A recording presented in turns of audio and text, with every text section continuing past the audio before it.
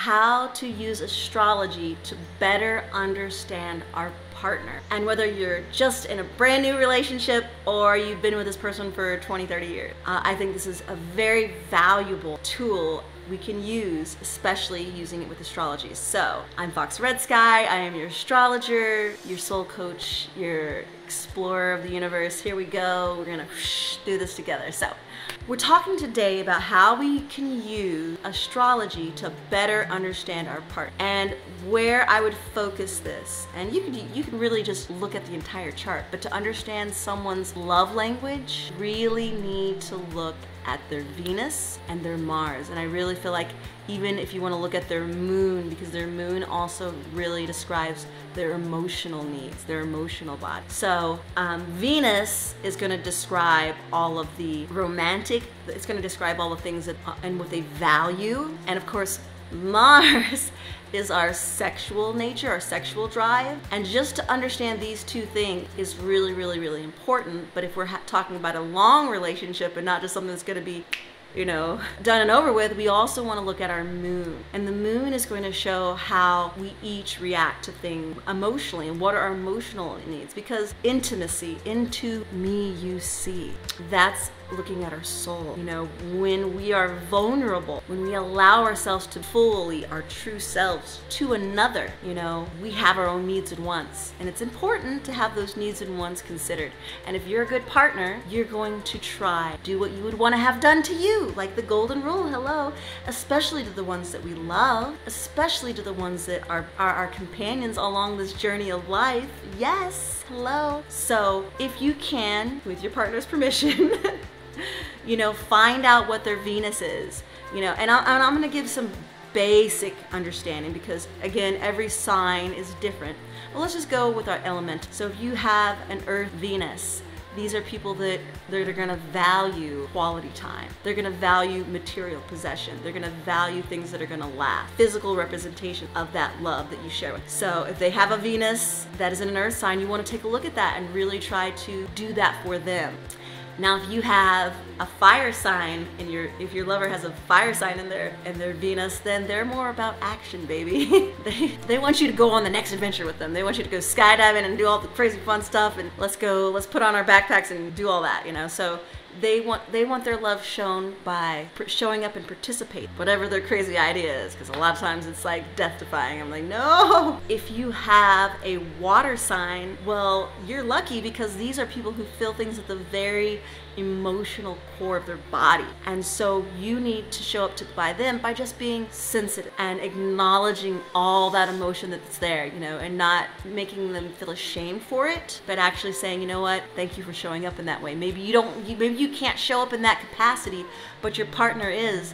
And that's the thing about partnership, is that we pick people because they may have something that we're lacking, you know? And of course, if you have an air sign Venus, then respect their ideas, their intelligence, you know, acknowledge that part of them that's really wanting to say, look at me for how I think and how I come up and show up in the world and comes out of my mouth, you know, and honor that and love that, you know. So, and now that's just the Venus, that's just what we value. Now, when we're looking at our Mars, well, that's a whole nother episode. We'll talk about that in the next one. I'll save all that stuff for the next episode. But so let's talk about our moon, okay? If you have a partner with a fire moon, then you're going to be dealing with somebody who has a lot of this, a lot of ups and downs, you know, and they might forget about what they were just mad about too. So, you know, just making them feel secure in that that's okay to be who they are, as long as it's not toxic and harming you in any way.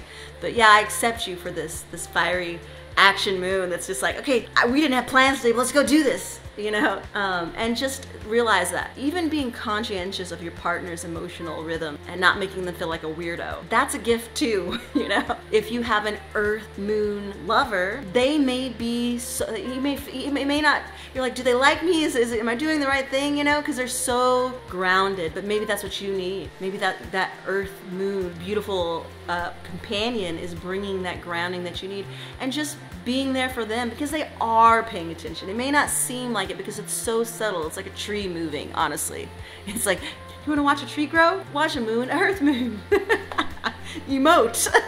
No, I'm sorry. I'm just playing. I'm playing, y'all guys. I'm not to be solid in situations where everyone might be like, ah, and here's this Earth moon just coming in, slow and steady, baby. That's who wins the race. That's who wins the race. That's the one you want on your team. You have a air moon, you know, they are going to show their love and their appreciation by analyzing their emotions, by trying to step out and be above it. Not so much where they're aloof, because they do want to feel your love, and they do have love and emotions to emote, but they're trying to understand it so that they can be the best partner they can be for you, and so that they don't make an excuse for being a certain way. They are the psychologists. They are trying to process these emotions in a way where they are more digestible for them. And just respect the process. Respect the process, because it's all relative and it's all important. Water moons, that water, I mean, I think that people with who have a water partner moon, these are gonna be, if you are looking for someone to have that emotion, that sea of psychic gifts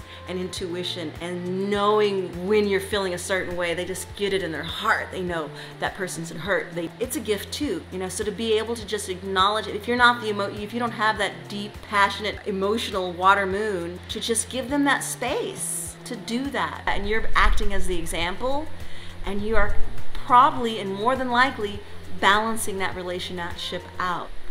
So anyway, I am just sharing my thoughts to you as an astrologer, as someone who is in a very beautiful, committed relationship, and as someone who's been a mother and been, you know, married a few times. And I understand and I see the value in it all. So I hope this is some use to you. And wherever you are in the world, you are at your highest timeline. You're receiving love and abundance. And I always say, this is a very important closer, if you ever feel unsafe in a relationship, talk to someone. Immediately talk to someone. There's no excuse for toxicity. You don't deserve to be treated badly. You deserve the most sparkling, beautiful, amazing love that the universe has to offer. And you know why? Because that's how Creator made you. You are supposed to receive that. So wherever you are in the world, I'm sending you mass love, and I wish nothing but the best.